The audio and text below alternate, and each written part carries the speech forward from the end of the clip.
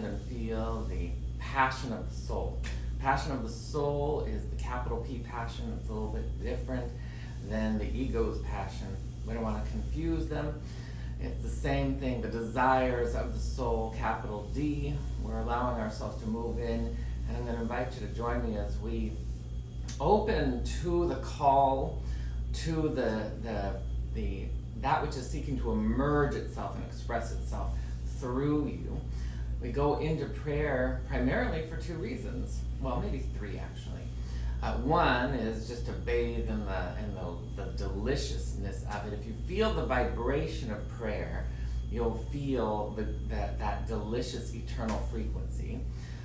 Two, if you allow yourself to move in and experience the law of transmutation, that allows us to heal anything that would be in the way from us receiving the third part, which is that which we are trying to create, that which we are seeking to experience, to express, to have, to know, to anchor heaven on earth to and through and as your life. You came here to do something magnificent. You came here to say, as it says in some of the lyrics of some of the songs, to sing your song. You came here to paint your painting. You came here to dance your dance. And believe me, it is 1,000, minimally times more magnificent than you could possibly imagine. It's probably close to 1 billion times more magnificent. So we want to open to that. Most of us get sidetracked by the minutia of everyday life, the minutia of what's going on in the news, which is really the old. It's also the misperceptions or the misiterations, because a lot of what's going on in the news isn't new at all. It is just regurgitating things that capture the ego's interest. We're not interested in that because that is oftentimes tied to the temporal of time and space, and also the temporal issues of the ego. And we want to rise above that. So does that mean we ignore what's going on? No. Our spiritual practice doesn't have us ignore, because that would be the path of ignorance. And ignorance doesn't get us anywhere, but intelligence, divine intelligence, will allow us to look at what's going on in the world and then know what our role is to be the benevolent or beneficial presence on the planet, which is win-win for everything and everyone, because to be a beneficial presence on the planet, you are fortified and amplified in the light and the wellness and the goodness, and it's from that overflow. Now, some of us, I'm a self-proclaimed recovering people pleaser, and people pleasers, there's the blessing and the curse of people pleasing. The blessing is it's super nice to do nice things for people. That's really good. If anybody's ever done nice things for you, then you know what that means. But when you do it from a place of a perceived deficiency that you're trying to make up for within your subconscious, well, that kind of people pleasing is detrimental to your wellness, physically, emotionally, and mentally, because it comes from a place of worries, doubts, and fears. So we want to keep the good part, and we're going to transmute any of that other business so that we can thrive and stay on the blessing aspects. So good morning, it's good to see you, Susan and Lauren and Pat, and those of you who are streaming in, Andrea and Lynn and Patricia and the other Patricia. Good to see everybody. Good morning, the other Lynn. We're getting ready to rock and roll here, which means we're going to thrive, which also means I'm going to invite you, to know the difference between discernment and judgment, and also to not do the thing which some people do that are, in their spiritual practice, where they say they're discerning when they're really judging. And the difference between judging and discerning is judging has encoded within it lack and limitation. Judgment has within it, there's win-lose in judgments. Judgment oftentimes has something is wrong. Discernment observes what is and then looks for what's good and right. It looks for the truth. It looks for healing. It's more in attunement with observation and not making things bad or wrong. So judgments also are tied to opinions. And opinions, well, we know all about opinions. So I'm going to invite you to join me as we let go of judgments, whether they're judgments of ourselves, judgments of others, or opinions about how something should or should not go. There's a lot of opinions as to what should be going on politically. There's a lot of opinions. And when your opinions filter through your trauma body and the judgments start to come out, then you find yourself going down the rabbit hole, which just creates stress. It just creates stress in your own body. And we don't want stress in our own body. We want to seek the truth and let it set us free, which the byproduct of that is peace, wellness, goodness, prosperity, joy, harmony. And again, we start in our world. So there's your world and there's the world. And right now there are people that are enjoying themselves and having a very blissful heavenly experience. You know, we talk about a multi-dimensional reality. Some people talk about the 5th dimension or the 12th dimension, things of that nature. All of the dimensions collide and coincide together. You can have higher levels of, we'll call them higher dimensional experiences right here in this world, in this body, in this life. That's what we want to. And when you do, when you start vibrating at that frequency, then you start interacting with people of that frequency, and you live a whole new life in a whole new paradigm in a whole new way right here in this body, in this vehicle. This is your space capsule. This is what you're traveling through life in. So we want to make sure that we are up-leveling and uplifting on a regular basis and not letting the temporal world with its temptations to suck us in. That's the whole point of our spiritual workout, is to strengthen the muscles that allow us to see with divine eyes, hear with divine ears, know with the divine knowingness, and feel with the divine clairsentience. So that's what we're doing. So I'm going to invite you, if there's anything from a place of discernment, observation, if you have a worry, a doubt, a fear, a phobia of any kind, if you have a pain, or if you're struggling with anything, those are the signs that we're allowing the law of transmutation into our lives. We know that the divine is our source and supply of all good and only good, so that's what we're allowing ourselves to connect to. Connect into the law of creation, and if we need to, through the law of transmutation. So I'm going to invite you once again, if there's anything that needs healing, no excuses, no limitation, no constriction. Those are the cosmic rules. There's nothing that can prevent you from your good except for you. And so if you have an excuse that so-and-so is keeping me from my good, well, we're going to let that go. We're going to allow that to heal. That would be a judgment, not a discernment. And so we want to discern and seek that which is for our highest good. So anything that needs healing, and then also we always, every moment of every day, we just want to know, what's the next magnificent thing that my soul wants to experience? Because your soul only wants to experience, it only desires to experience goodness and wholeness and peace and wellness and joy and prosperity. So it only desires to experience and express in benevolent and beautiful ways. So we want to, if you know what you're passionate about, wonderful, we'll go from glory to greater glory. If you don't, then we'll say, show me what brings me joy, what makes my heart sing. That is part of our other intention. What makes me get absolutely enthusiastic with light and love and joy. And we are up-leveling our world first, and then we will overflow and the world will benefit. So good to see you. Leslie, good morning. Welcome. We're getting ready to rock and roll here.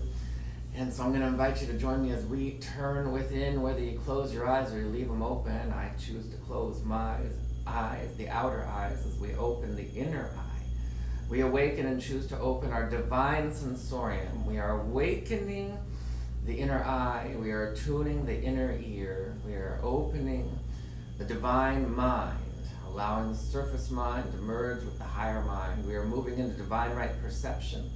We are moving into divine receptivity. We are letting go of the past, letting go of the future, letting go of the present, letting go of time as we open into a benevolently vulnerable state, opening our hearts, our bodies, our minds, our souls to the grace, the brilliance, the beauty, the tenderness, the serenity, and the power of the divine. We open to the universal presence, to the energy of creation, that which we refer to as God, that which we refer to as Jehovah or Yahweh or Allah or Adonai.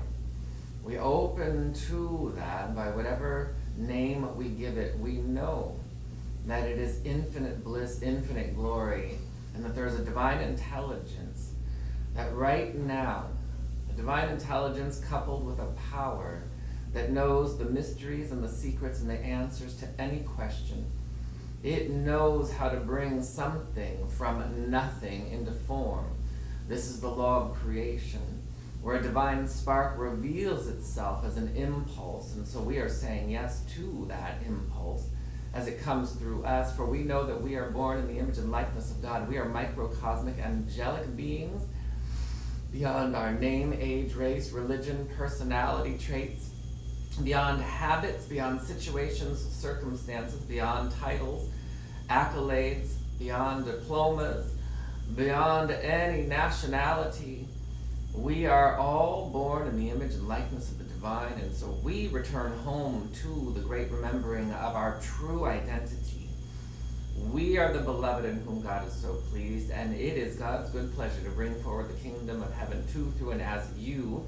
And we are choosing to make that very personal, to know ourselves and see ourselves and love ourselves as the divine sees, knows, and loves us. To know the energy of your soul more acutely, more precisely, more brilliantly than any other aspect of your beingness. For you are not your temporal experiences. You are not where you are who you are. So if where I am is experiencing a challenge, if where I am is experiencing some discord, that is not who I am. If where I am is a diagnosis, that is not who I am. Who you are is an eternal being of infinite, benevolently potential, magnificent light. Infinite benevolent potential and opportunity resides right where you are. Not only does it reside right where you are, but the perfect blueprint of every aspect of your being, the perfect blueprint of every organ, the perfect blueprint of every bone, of every emotion of your mind is right where you are. It never goes anywhere. It never goes anywhere. And so we open to the great remembering of the perfect blueprint of our divine beingness, and we allow ourselves to remember what that means, what it looks like. We allow ourselves to lift so acutely, so keenly, to yield to that holy presence, that we allow divine illumination, that we allow ourselves to open to providence. We allow ourselves to open to the divine impulse that we may know with a claircognizant, absolute confidence, the truth that undergirds all life. And as we fortify in the light, as we open our hearts, our bodies, our minds, our souls even more, we allow that divine light to so fill and thrill us that you begin to feel the energy of creation rejuvenating, regenerating, expanding, and increasing our capacities to hold more good. Each of us choose right now, I choose to increase my capacity to experience more good, more love, more prosperity, more wellness, more joy, more harmony. We open to that. We allow that to fill and thrill our body temple, our hearts, our souls, our emotions, our minds, and into our body of affairs. We choose right now, all of us are choosing to have sacred holy relationships. The perfect blueprint in your body of affairs of a sacred relationship with everyone already exists. For there are no strangers, there are no others, there are no adversaries in the divine. There is nobody, nothing, no one from your family, from a friend, from a colleague, everyone within their DNA contains everything necessary to interact with you at the level of a soulful engagement, a sacred space and place. God knows each and every one of us personally, and the same omniscience, the wisdom that governs the universe, the same power that governs the universe, the same love that's infused in everything, from the bone to the stone, from the asteroid to the planet, to the granule of sand on the beach, that same power, that same presence that created everything, that is right now beating every heart, breathing every breath, hearing every sound, and knows everything, the truth about everyone. This presence that knows you, that knows where every droplet of blood is that is circulating through your veins right now. It's a wisdom more profound than the biggest supercomputer you could ever imagine. God Almighty, God All Good. We are microcosmic iterations. We are microcosmic expressions of the divine. Therefore, we have the omnipresence, omnipotence, and omniamorous light within us. This is what it means to be born in the image and likeness of the divine. This is who we are, that we choose to know this more profoundly. And there is nothing that the universe keeps from us. There is no such thing of that is not meant to be with it when it comes to the desires and the yearnings of your heart and soul. Whatever your desires and yearnings of your heart and soul are, it is meant to be. And the only thing that keeps us from our good is us, and so we are relinquishing that and opening to be really good at receiving our good, really good at being prosperous. There is no difficulty in the divine, so I am good at receiving my good. It is easy to receive my good. I am good at being prosperous. It is easy to be prosperous. I am good at being healthy. It is easy to be healthy. We open into this. There is no challenge or difficulty in the divine. Harmonizing good, divine cooperation undergirds all life. We return home. We return home and we begin to anchor. In the realm of duality, we anchor singularity. We anchor the absolute. We anchor heaven on earth to, through, and as our beingness. And as we do, we remember that it is our job to be the saint, to be the shaman, sage, guru, rabbi, priest of the mystical order. It's all coded and loaded within you. There's nobody on this planet that will not thrive in their blissful goodness. Everyone is destined to rise into the magnificence of their true nature, to be in the world but not of the world. Everyone is destined to thrive at a level beyond your wildest dreams. And so we say yes to it now. Lift me, guide me, direct me, unite me and connect me to my good right now. We say yes. This is why we have free will, free choice to choose our way back to wholeness, choose our way back. We must choose, and so we choose right now. And so I'm grateful that we say yes to feeling our oneness with everything, and that we move from making a very personal decree. We decree and proclaim that we are good and that it is easy for all this good to rise up from within us and wash over us. And we know that it does not stop with a limited purview of our beingness. It ripples and rolls into our body of affairs. And so all relationships are to be holy and sacred.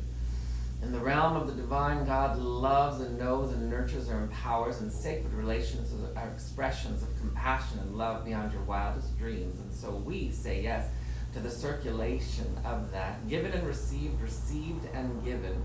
All relationships, we are that which God is, and God knows everyone intimately, brilliantly, personally, at a level of bliss. And so we say yes to that. We call it forward from everyone. We seek and find goodness in everything and everyone. And if there's anyone in your life, anyone, whether you know them or where you've just seen them or heard about them or read about them and saw them on the news or in social media or on the street, we know there is no adversary, there is no other, so we bless anyone that we would consider the other, the adversary, the enemy. We bless them, for there are none of that. There's none of that in the divine. And so we open to that, to move into a discernment that understands the truth of capital C compassion. That when everybody knows better, they do better. And so we say yes to knowing them as divine ambassadors, harbingers of the truth. We know them in their divine nature. This is what it means to hold vigil, to hold someone in their light, which calls it forward from them. This is how we transcend and transmute the illusion of discord. And we rise into the harmonizing, mutual beneficial field of reverence and respect, win-win for everything and everyone. We rise into this. We choose to seek and find success in all relationships. We choose to seek and find mutual beneficial reverence, kindness, love, generosity, respect in every way, shape, and form. So I'm grateful to bless all of those. We bless our loved ones, those that are easy to bless. We just bless them even more. Glory to greater glory. If there's anybody you know that's going through a challenge, we bless them right where they are. Speak their name in your mind, either aloud or in your mind. speak their name, hold them in the light of ever-expanding good, wellness, peace, joy, prosperity, harmony, cooperation in their lives. And as we expand out even further, we give thanks for all of those who have always been serving. They've dedicated their lives to being a beneficial presence on the planet. We give thanks to those, whether it's the firefighters or the paramedics or the healthcare professionals or the doulas that help bring people into the world or cross over to the next great adventure, whether it's those who are looking out for the animal kingdom or the ecology of the world, those who have seen fit to govern and hold vigil for our oceans and our mountains and our air, for our planet. We just open to those who have been there to serve, the shaman, rabbis, priests, gurus of the mystical order. We just give thanks for them. We give thanks for the good Samaritans that just always are fortified in life and overflowingly give blessings and blessings to everyone. We open to that. We bless them and we give thanks for them. For there are people right now holding the high watch, and we give thanks for them in all communities around the world, and we bless all nationalities, all of our brothers and sisters of all the colors, all the shapes and sizes of all the religions. We bless everyone, for we know God leaves no one out, and the chosen people are the ones that choose, and we choose to bless everything and everyone. We bless everything and everyone, and we know we are all connected, all united in the field of ever-expanding good, and nothing and no one gets left out. So we bless all peoples that we bring into alignment the divine cooperation of ever-expanding good. And so I'm grateful to know it already existed, undergirds all life, for without it there would be no life. And so we return home to that vibration, the primordial vibration of love, of yes, of goodness, of wholeness. We bless everything and everyone, all sentient beings around the globe, in all dimensions, in all galaxies. We bless everyone from that one space of grace and beauty and power. We open to that. We bless it so. We come back to a divine awareness of our own beingness, and we say yes to grounding, being in divine receptivity of our good, peace, love, joy, prosperity, wellness, in every way, shape, and form. I invite you to feel those energies pulsing down to the top of your energy field, through your crown, through your heart, through your root, down to your 10th chakra at the bottom of your energy field, your earth star, grounding peace, love, wellness, goodness, joy, confidence, faith, optimism, divine expectancy, grounding all of this down. Feel it travel, feel it matriculate, feel it mingle and tingle in your bones, in your body. And as we absorb like a cosmic sponge, only good, we only absorb good, nothing of the temporal world. We only absorb the cosmic brilliance of the divine, of the soul, and then we radiate it out. This is being in the world but not of the world. We feel the cosmic impulse, we allow it to be good, we ground it so, we claim it so. We allow it to be so in acceptance. We simply say, and so it is, and so we let it be, and so I let it be.